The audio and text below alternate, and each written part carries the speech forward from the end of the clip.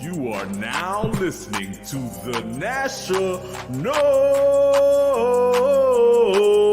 Show with Gainstaville and Magee. The National Show, the National Show, the National Show, no show, no show. The National Show, the National Show, the National Show, no show, no show.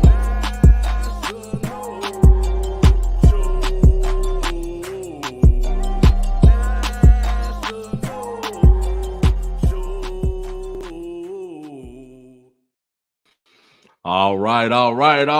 What's going on, No Nation? This is the National Show with Gainstaville and Magee. Make sure you subscribe and follow us and click the bell on YouTube.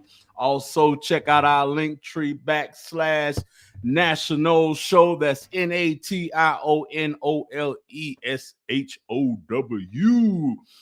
No Nation, it's game day Friday, y'all. We got Duke on the play, but before we get into all that, man, well, how y'all doing, man?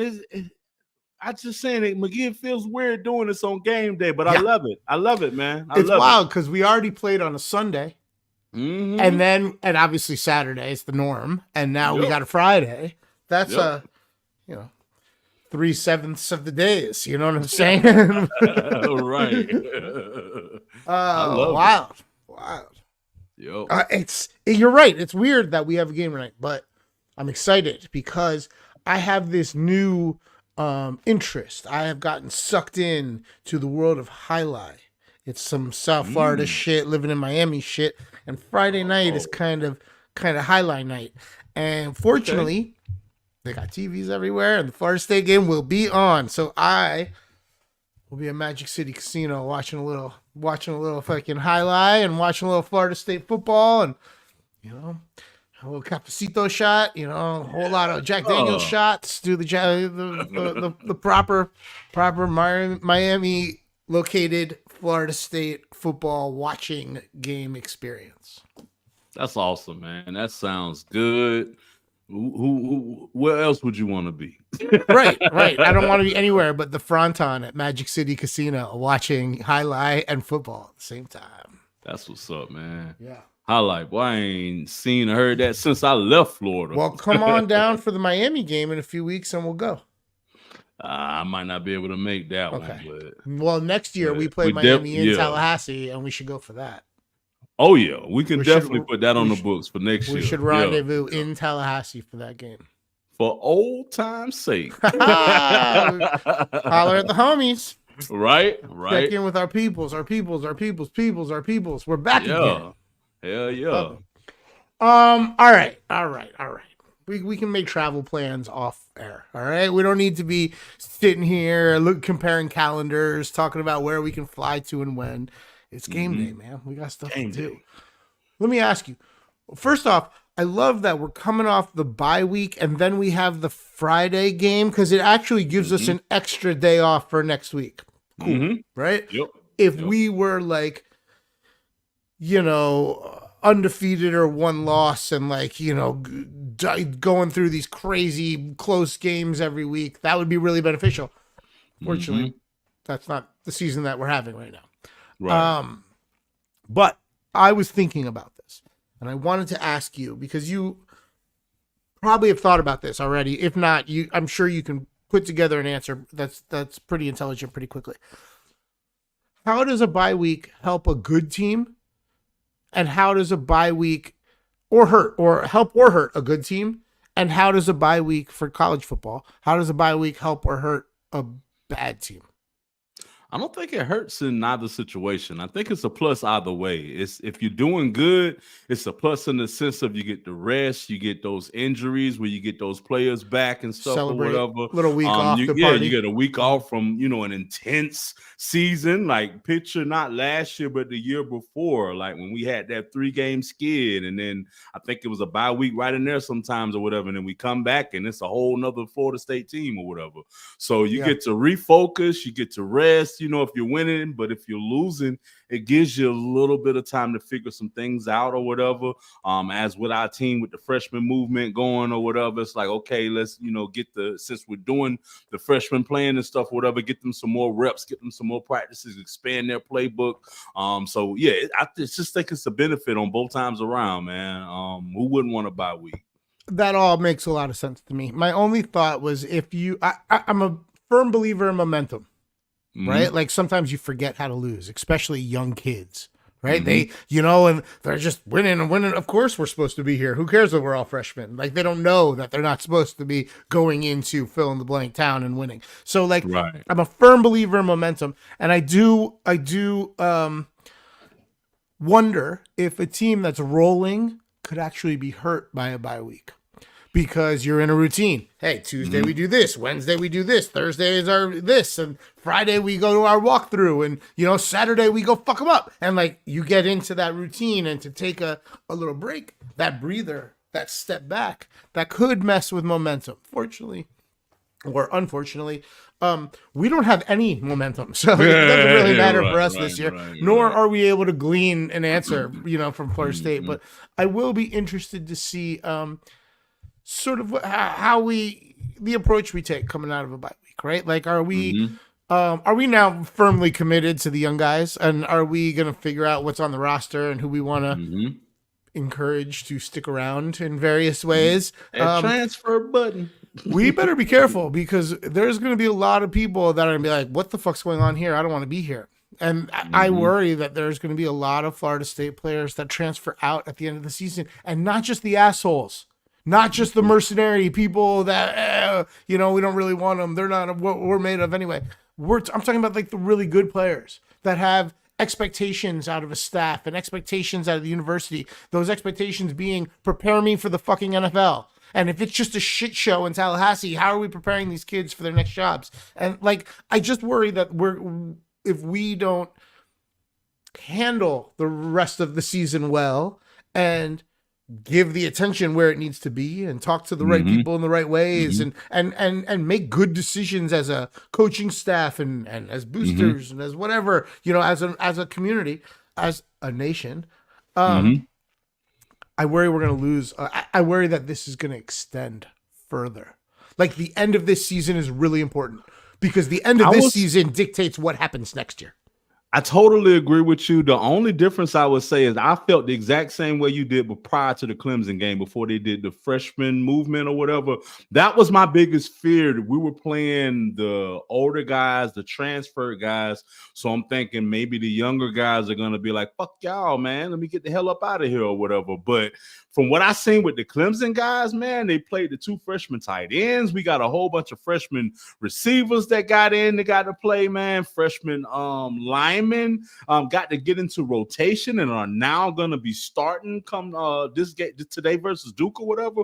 So with all of that young movement, those young players, I think that's what's going to keep them coming back or whatever. And then the transfer out guys that we have are gonna be the motherfuckers that ain't even show up for us on the field this year. The fucking DJUs, the whatever wide receiver from Alabama. He's out of supposed to be all of DJ's out of eligibility. I mean, there's no transfer. I heard he can redshirt this year from what I heard. So, because of his injury. Oh, cool. Well, hey, good for him. Cool. Go get another paycheck. You're probably not getting an NFL one, so go get go to UNLV or go to Reno or go to University of Hawaii.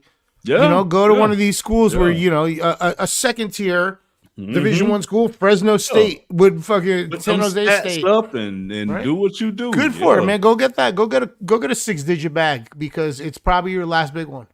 Oh yeah. Not to be a dick, but like it's probably your last big one. It is. Go get a 6-digit from fucking Fresno or fill in the blank. I'm just saying Fresno because it's fun to say Fresno State.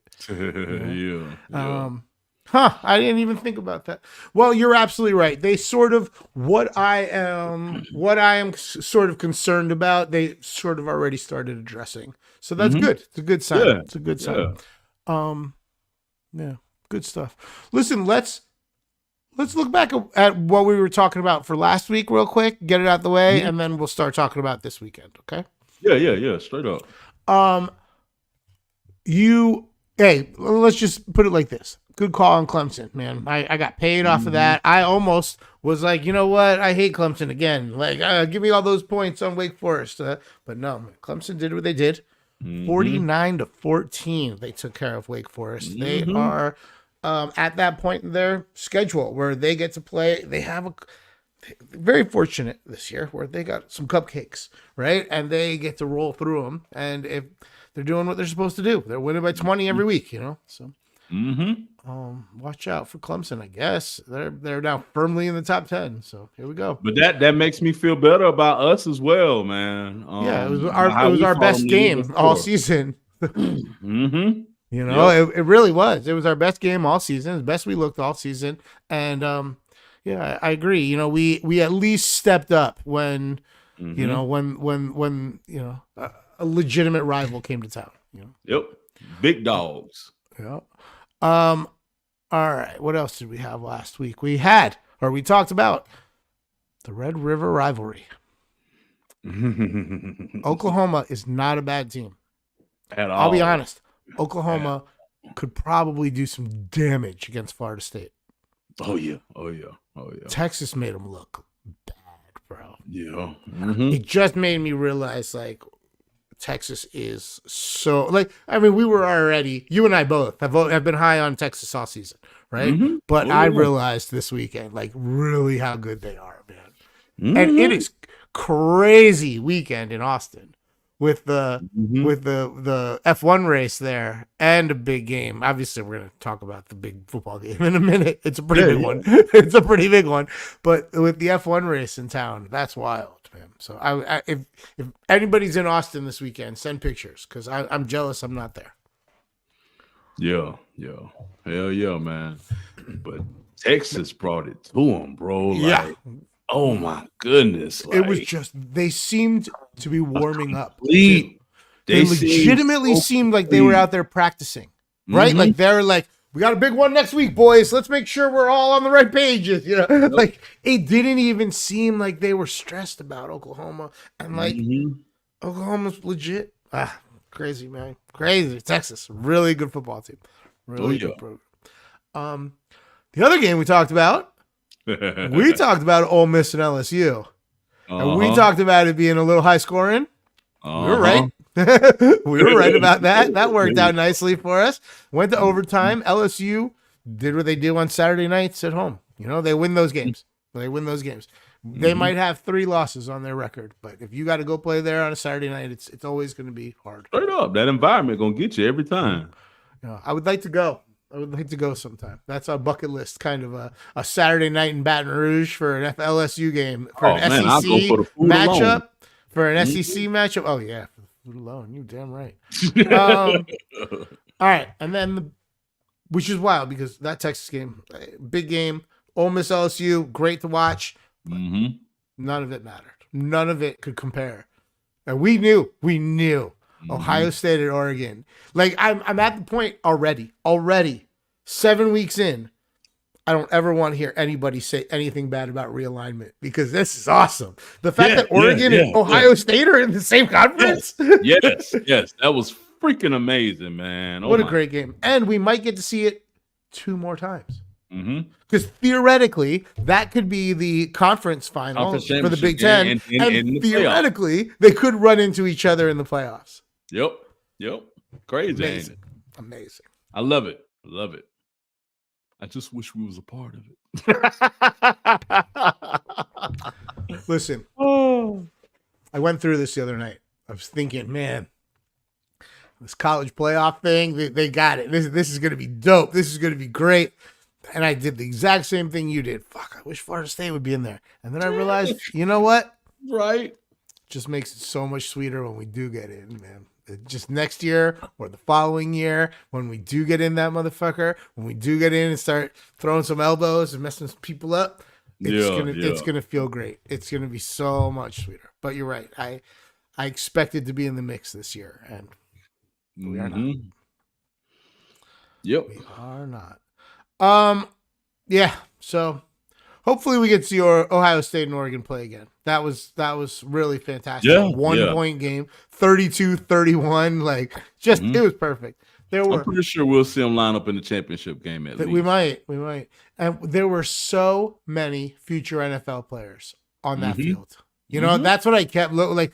Every play, I'm like, oh, that guy's probably going to the league. Look at him. How do you stand out against these two? Wow, how did this guy stand out against these two? Like, I mean, like there was so much talent. When somebody looked good, you were like, that guy must be in the NFL someday. You know? Yeah. All right, that was last week.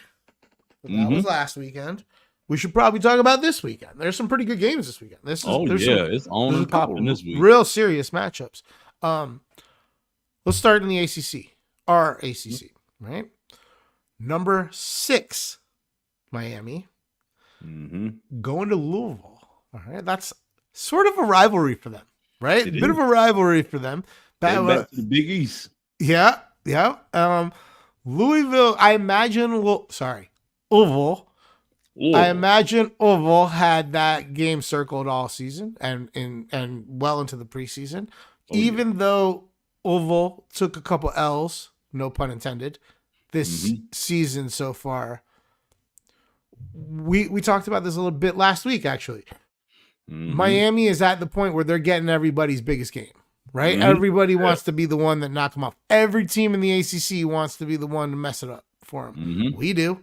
Like that's where we're at for everybody, right? Yeah. So they're gonna get it. They're gonna get their hands full from Louisville in Louisville. You know, like that's a tough game. That's a tough game for Miami. Now, I suspect Miami still does their thing.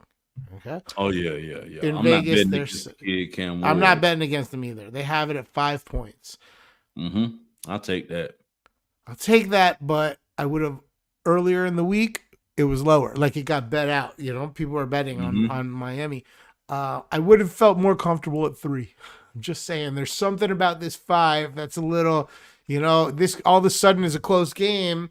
Louisville, there could be a backdoor cover. I don't know. So while I am probably betting Miami -5, I'm probably not betting Miami -5 with like a ton of money. It's probably going to be a very small wager just to have a little something on it, you know?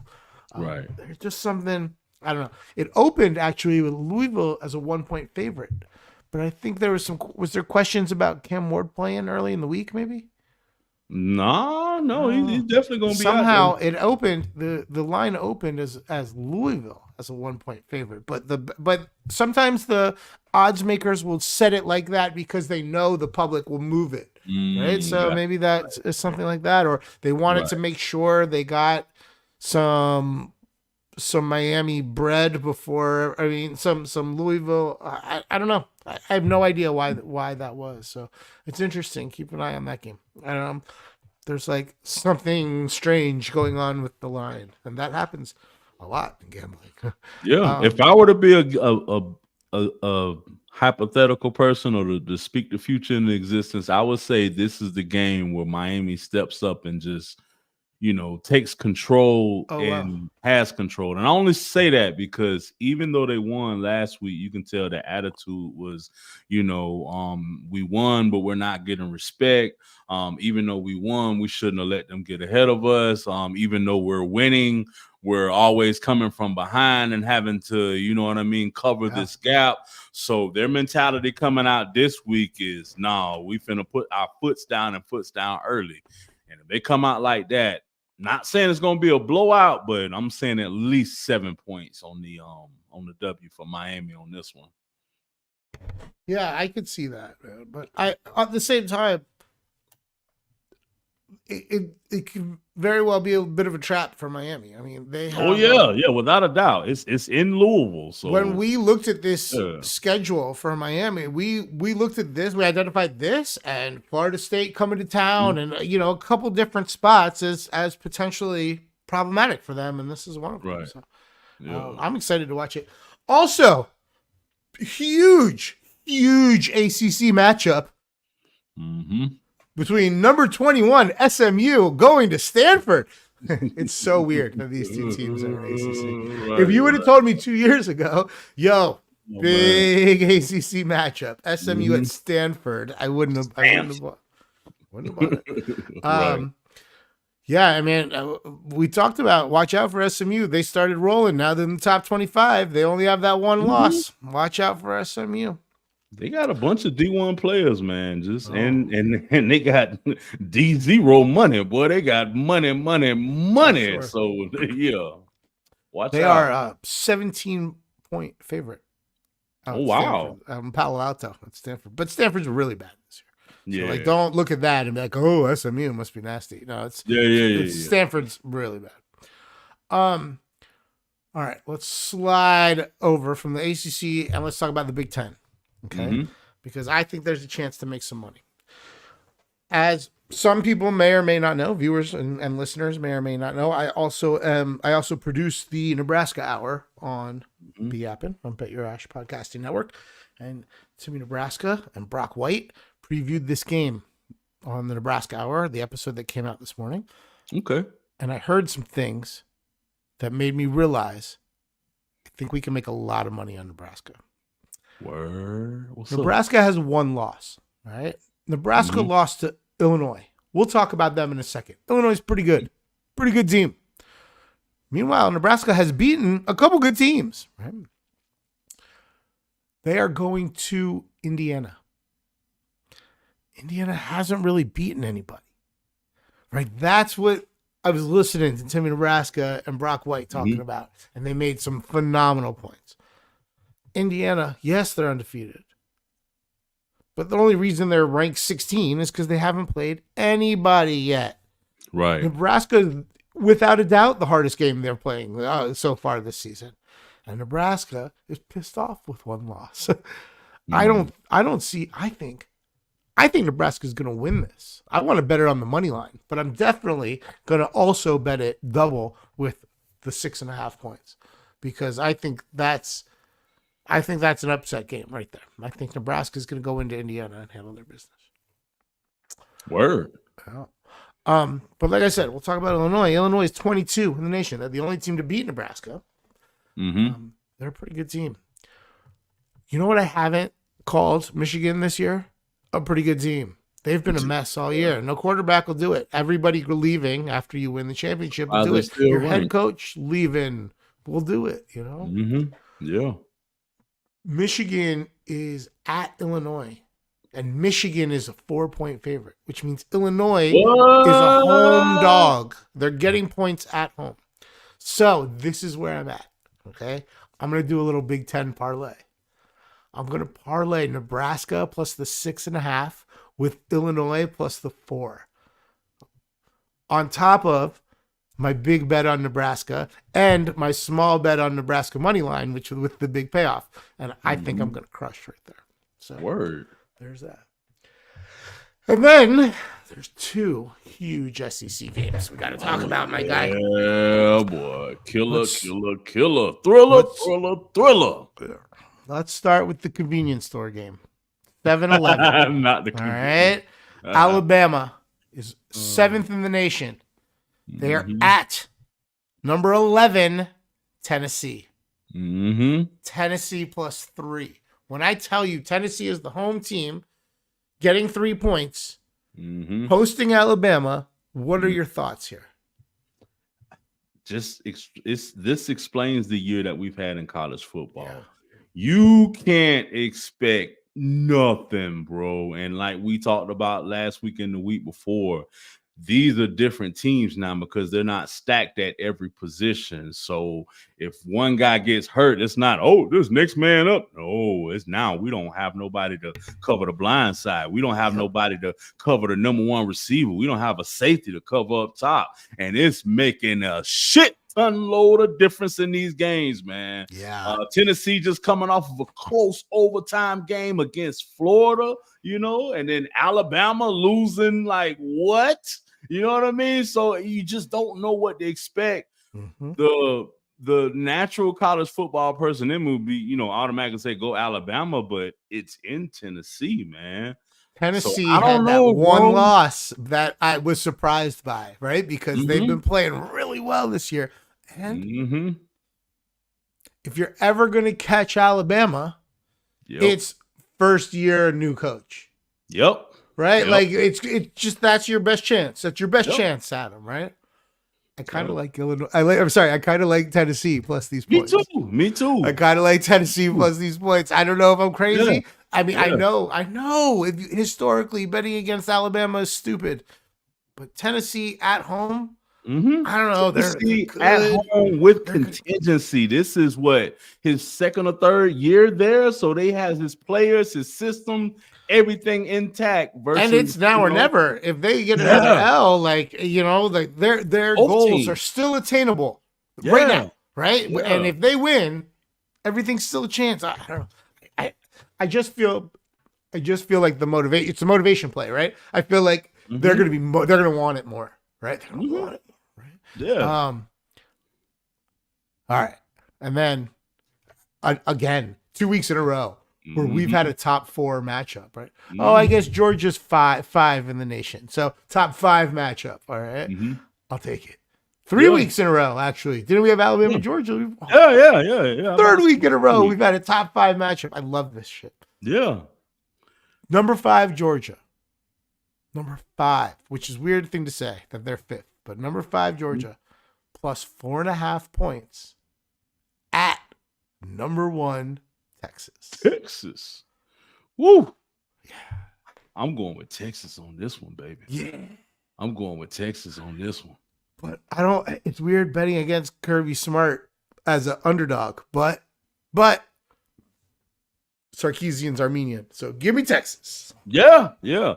Texas is the more complete team, man. I feel like they don't have any weaknesses. They are as close to a traditional football team that we've been seeing in the past, where you have stacked at every position starters and at the positions that matter the most as well. You got probably top 5 picking quarterback that's sitting as a backup. You got hella athletes on the outside at receivers, dual type running backs, ground and pound, toss it out on the side. They got, and then the defense is intact, defensive line is intact, stacked. They're nothing to play with, bro. Last week versus Oklahoma, they showed the nation that, hey, we are not just here. We are here with a grip on the game, man. And it's a perfect environment where you have Alabama with the turnover, with the new coach and everything. And I think they got the right coach, and I think they're heading in the right direction. But it's his first year. You got to put your system and stuff in or whatever. You got Georgia, they got their system in, but they got 2-3 years versus NFL talent that's left there or whatever. So you got to replace all of that. So it's just the right time for Texas to come in, mature. Texas is the perfect team that has done a great job of maturing the talent that they have while filling in the key positions with the transfer portal, as they've done with their offensive and defensive lines. They really have. And like we say, you do it at those positions that don't affect as much on the team. You don't stick a quarterback in there 1 year in, transfer it out. You just do a couple of linemen, maybe a receiver here and there. Texas is doing it, man. The trick is the DNs. That's the perfect fucking guy to bring in, Be like, hey, you know how you've always just gone after the quarterback? Go after the quarterback. Right. It's perfect. Right. All right. Well, those are the big games this weekend, man. And I'm excited. I'm kind of with you on this Texas thing. A little weird, but it's weird to go against Georgia and Kirby Smart getting points though. But I'm with you on the Texas thing. So I'm excited about college football. It's gonna be a good weekend. And it all starts tonight. Yeah. Tonight. Florida State. We about to set it off in this plus 3 points at Duke. So somehow Florida State is 1-5 and Duke is 5-1.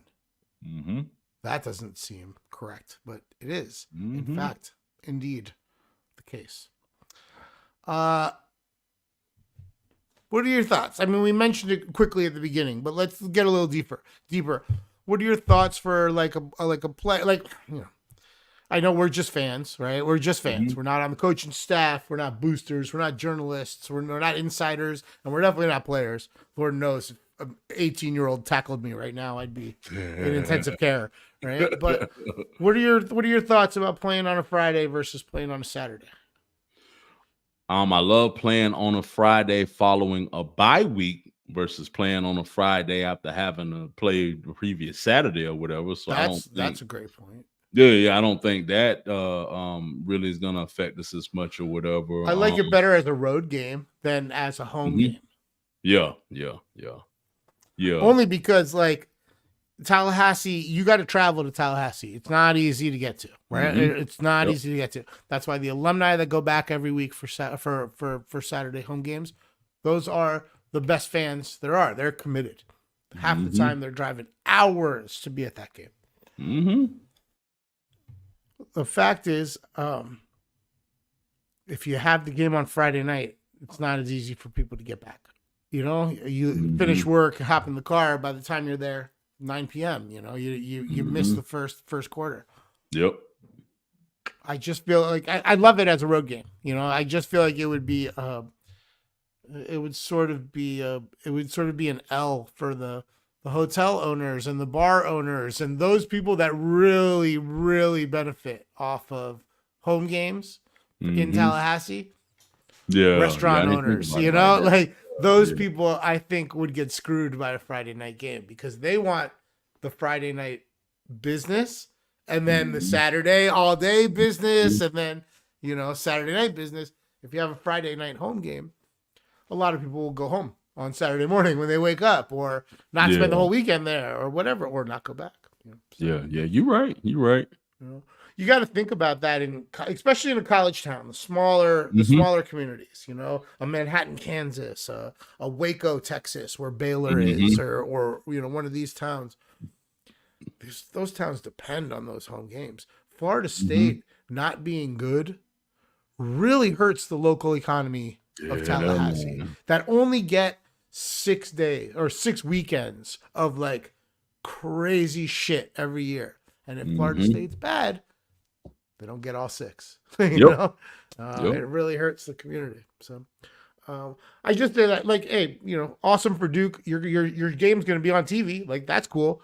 But I, you know, I like it more as a road team than as a home team for the Noles.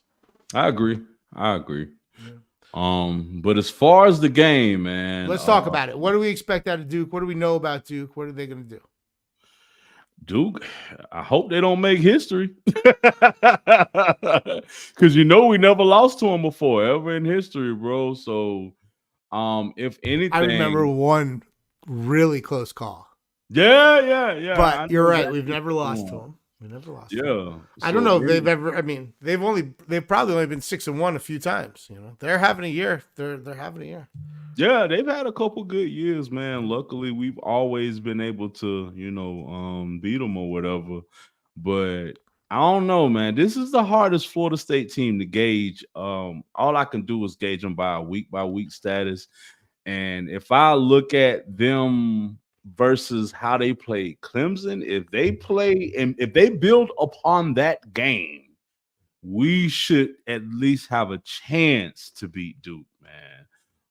The way I'm looking at it now, if we regress or go off trail or whatever, then I just can't say, because it's just the way that we've been playing. It doesn't matter who you put across from us or whatever, we're going to lose. But I think a lot of that has been rectified with the new quarterback, the freshman movement. I know there's going to be a bunch of mistakes. I know there's going to be a bunch of growing pains, but hopefully it is be enough for us to get past Duke, man. That's at least what I'm hoping for.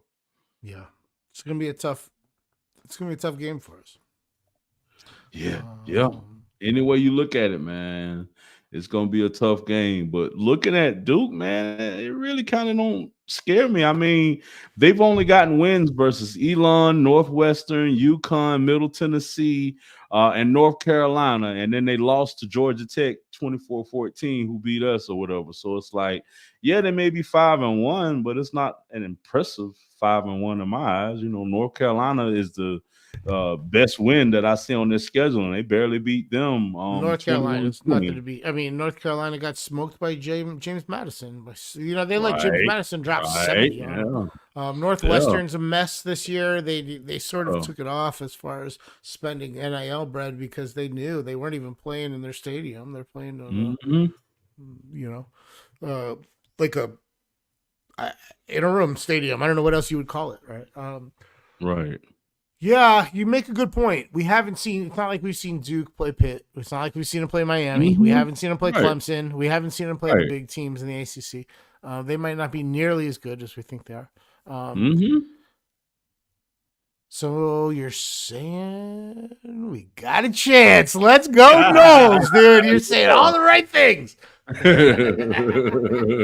on, man. All right. Cool. Duke's untested. We're gonna go get them. Let's do it. Yeah, that's what I'm gonna say. And hopefully that'll be the one that we get that at least gets our season back on track. And I'm not saying that we got to come back and win every freaking game, but at least if we're losing, we're not just like, oh my God, what the fuck are you doing out there losing? Yeah. You know what I mean? Let's just get a regular L and not like an in cursive L. Yeah, I wouldn't mind, one more win would be nice. Tonight is a great night, as good a night as any to get it, Let's just go get it. All right. I feel better about this after talking to you about it. There you go. I often do. Thank you. Hell yeah. You want to give the players a bit of a hell yeah, baby. Speech. Listen, yeah, no nation players, tune in, baby. Listen up, man. Listen up. We can't let these boys make history out of us. This is not American National Football Association history. This is Florida State football, baby. We got to take hold and play like the Noles of old. You know what I'm talking about? We got to let them know that we've gotten back on track and we are ready to stack with the pack of W's, baby. We trying to be bowl eligible. We trying to wreak Halloween havoc on every Saturday afternoon, morning, and in this case, Friday night. It doesn't matter, baby, what happened the last couple of weeks. This is the new youth movement. Where my freshmen at? Where my sophomores at? How y'all doing, baby? How y'all feeling, baby? It's the future, but it's the future right now. So let's see it on the field tonight, man. Go Noles. Yeah, let's go. I love that. All right, man. Time to start pre-gaming. So I'm here hydrating. Next, start dehydrating. All right, let's wrap this up. We got stuff to do. We got to fire up the grill, pull out the bottle. Do all the things. Get ready for the game. Yes, sir. The National Show is a co-production between Broham and B Yappin, Bet Your Ash Podcasting Network, and it can be enjoyed at YouTube/@National NATIONOLE. You can watch it there live every Friday in season. You can enjoy it there after anytime you want. And if you prefer the audio only version, you can check that out at betyourash.com or on the Bet Your Ash feeds of Apple Podcasts and Spotify. If you're listening on either of those platforms, please like and follow or subscribe and rate 5 stars and review and share with your friends. And if you do, tag us. We are on Instagram. We are on X. Just go to Linktree. That's the move. It's Linktree/National Show. NATIONOLESHOW. Also on Linktree, you can find Gainstaville. It is /GAINSTAVILLE.